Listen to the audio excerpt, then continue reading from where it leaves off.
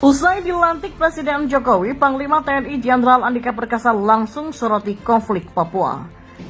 Beliau 1 tahun ke depan, waktu yang sangat relatif singkat, Pak Andika dihadapkan dari berbagai tantangan yang tidak ringan, yang terkait dengan dinamika lingkungan strategis, khususnya tentang dinamika yang ada dalam negeri kita, seperti masalah Papua. Kemudian juga masalah belum tuntasnya pembangunan basic pulau-pulau terluar yang pernah saya sampaikan, yaitu Natuna lebih fokus lagi, kemudian Somlaki, kemudian Maroke, tentang adanya Blok Sela, kemudian juga tentang Morotai. Nah, ini merupakan fokus yang bisa dikebut dalam 1 tahun, seperti yang saya sampaikan khususnya tentang masalah Papua tersebut. Saya kira begini ya, ini ada hubungannya dengan pengangkatan Pak Jenderal Andika ya. Kalau niat baik, kenapa tidak dari awal-awal? Itu menjadi pertanyaan kita semua ya. Pada saat fit and proper test tidak ada satu fraksi pun yang menanyakan itu ya. Pertama, soal pelanggaran HAM. Kami di Komisi 1 selama beliau menjadi Kepala Staf Angkatan Darat tidak pernah dari ya Komisi Hak Asasi Manusia itu melaporkan tentang rekam jejak dari Pak Andika. Jadi baru-baru saja setelah fit and proper test kami mendapatkan informasi ada pembicaraan masalah ini. Tetapi tentu ya kami belum mendapatkan informasi resmi. Sehingga sampai saat ini tidak ada yang menanyakan. Program kerja kita akan melanjutkan secara umum karena memang kita kan sudah dibatasi ruang di mana tugas-tugas kita itu sudah juga dicantumkan dalam Undang-Undang Nomor 34 tahun 2004. Jadi saya akan terus, tetapi memang detailnya saja dari tiap-tiap tugas itu yang perlu mungkin sedikit perlu evaluasi dan perbaikan sana-sini. Ini mungkin waktu yang berat untuk Tentara Nasional Indonesia, terutama untuk mereka yang memang ingin nama institusi penjaga negeri ini harum namanya, sehingga mereka bangga membawa nama kesatuannya. Dan yang membuat saya kagum adalah cara penyelesaian yang dibuat oleh Jenderal TNI Andika Perkasa, Kepala Staf Angkatan Darat. Kenapa saya kagum? Di sini saya melihat kedewasaan TNI yang diwakili oleh Jenderal Andika Perkasa dalam menyikapi situasi. TNI yang biasanya sangat tertutup, pelan-pelan membuka dirinya kembali. Saya jarang melihat situasi ini di mana sebuah institusi yang powerful tiba-tiba menjadi begitu bersahabat dengan mengakui kesalahan mereka dengan jantan.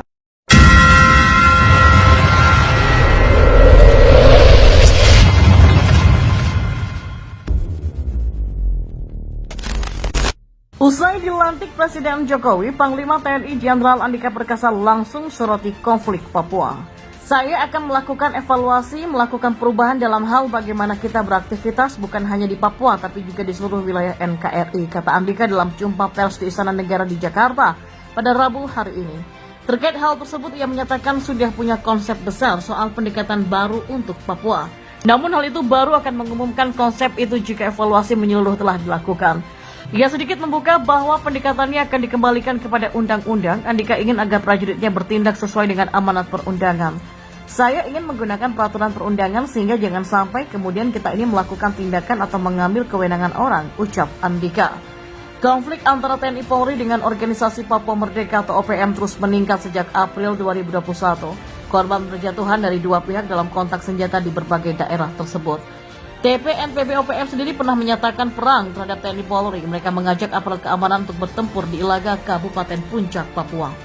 Jenderal TNI Andika Perkasa resmi dilantik Presiden Jokowi menjadi Panglima TNI di Istana Negara pada Rabu hari ini. Sebelum menjadi Panglima TNI, Jenderal TNI Andika Perkasa adalah Kepala Staf Angkatan Darat atau KASA. Dalam masa itu ada kisah mengharukan yang dialami oleh Jenderal TNI Andika Perkasa. Diketahui pelantik Jenderal TNI Andika Perkasa berdasarkan surat keputusan Presiden nomor 106 garing TNI 2021 tentang pemberhentian dan pengangkatan Panglima TNI yang dibacakan Sekretaris Militer Presiden Marsda TNI M. Tony Haryono. Setelah keputusan Presiden dibacakan, Jenderal Andika pun mengucapkan sumpah dan janjinya yang dipimpin oleh Presiden Jokowi.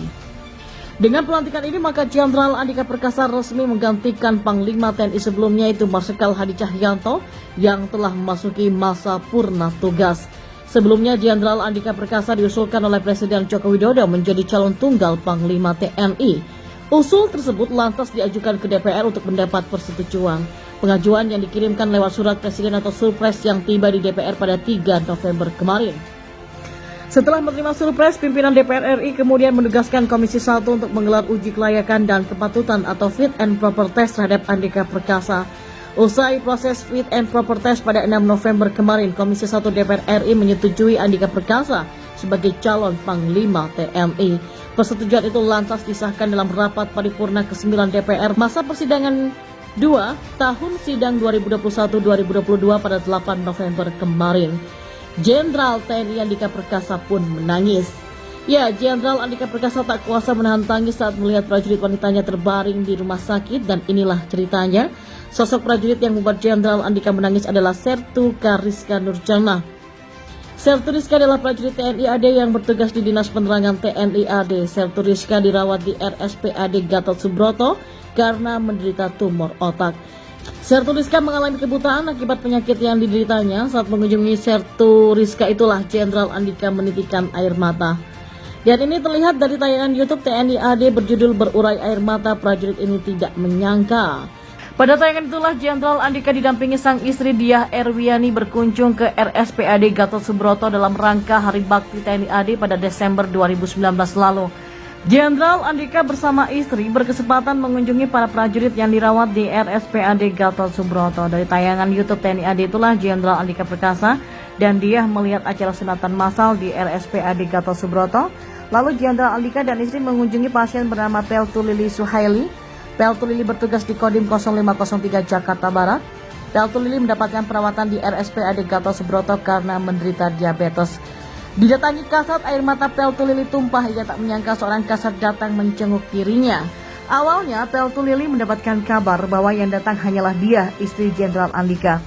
Justru ia malah khawatir jika yang datang adalah Jenderal Andika. Kekhawatiran Peltu Lili terbukti, ternyata Jenderal Andika pun ikut datang mengunjungi dirinya. Saat kunjungannya, Jenderal Andika berpesan kepada istri Peltu Lili untuk menjaga suaminya yang terbaring sakit. Jenderal Andika menjabat tangan Peltu Lili lalu mengucapkan rasa terima kasihnya kepada Peltu Lili yang selama ini telah membantu TNI Angkatan Darat. Mendengar ucapan dari Jenderal Andika tersebut, Peltu Lili pun tak kuasa menahan tangis. Menurut Peltu Lili, selama ia berdinas sebagai prajurit TNI AD, baru kali ini ia bertemu seorang kasat. Sementara itu, pegiat media sosial Denny Siregar berkomentar mengenai pelantikan Panglima TNI Jenderal TNI Andika Perkasa dan Kepala Staf Angkatan Darat atau Kasat Jenderal TNI Dudung Abdurrahman. Menurut Denny, dengan diangkatnya Jenderal Andika dan Dudung, maka habislah harapan kelompok kadal gurun alias kadrun yang ingin membenturkan TNI dan Polri. Sebelumnya, Presiden RI Joko Widodo resmi melantik Jenderal TNI Andika Perkasa menjadi Panglima TNI di Istana Negara Jakarta Pusat. Andika mengisi posisi yang ditinggalkan Marsikal Hadi Cahyanto yang memasuki masa pensiun per November 2021 lalu. Selain itu, Presiden Joko Widodo juga melantik Letjen TNI Dudung Abdurrahman sebagai kasat yang menggantikan Andika Perkasa yang telah resmi menjadi Panglima TNI. Pelantikan ini pun berdasarkan keputusan Presiden nomor 107 TNI tahun 2021 tentang pemberhentian dan pengangkatan Kepala Staf Angkatan Darat atau Kasat. Dan dengan tersenyum dan terus menggenggam tangan sang istri, Panglima TNI Jenderal Andika Perkasa membeberkan perasaannya untuk mandat baru yang telah diberikan oleh Presiden Joko Widodo. Dikonfirmasi soal program kerja yang akan dilakukannya dengan jabatan Panglima TNI, Andika menegaskan akan terus melanjutkan kerja-kerja Panglima TNI secara umum, sebagaimana tercantum dalam undang-undang. Andika lebih lanjut mengungkapkan dirinya mendapatkan pesan khusus dari Presiden Jokowi terkait mandat baru yang diterimanya sebagai Panglima TNI. Kendati demikian, Andika menolak untuk mengungkapkan apa isi pesan Presiden Jokowi kepadanya. Dalam kesempatan tersebut, Andika pun terpesan agar seluruh prajurit TNI di seluruh Indonesia menjadi bagian dari kita sendiri. Sebelumnya, Presiden Joko Widodo melantik Jenderal Andika Perkasa sebagai Panglima TNI. Jenderal Andika Perkasa menjadi Panglima TNI menggantikan Marsikal Hadi Cahyanto yang pensiun pada 8 November 2021 kemarin. Ia sedikit membuka bahwa pendekatannya akan dikembalikan kepada undang-undang. Andika ingin agar prajuritnya bertindak sesuai dengan amanat perundangan.